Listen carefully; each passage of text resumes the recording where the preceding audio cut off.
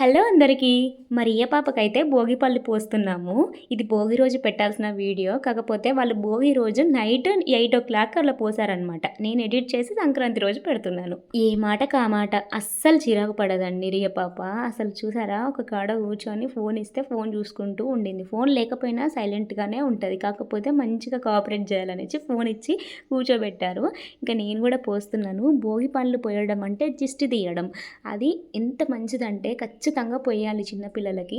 దానికంటూ ఒక ఏజ్ ఉంటది. కానీ ఇప్పుడు ఎలా అయ్యారంటే మనుషులు అదొక ట్రెండ్ లాగా సెట్ చేసేసుకొని పెద్ద పెద్ద పిల్లలకు కూడా పోస్తున్నారు. ఏంటో ఇప్పుడు అసలు కొత్తగా వింత వింతలు అన్నీ జరుగుతున్నాయి. ఇంకా భోగి పళ్ళు పోసేసి జిస్ట్ అంతా తీసేసిన తర్వాత హారతి ఇస్తారు.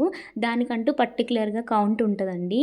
ముగ్గురన్నా లేకపోతే 5గురు అయినా లేకపోతే 9 మెంబర్స్ అయినా ఇక్కడ హారతి ఇస్తుంటే హారతి భలే తీసుకుంటుంది తీసుకోమని చెప్తే.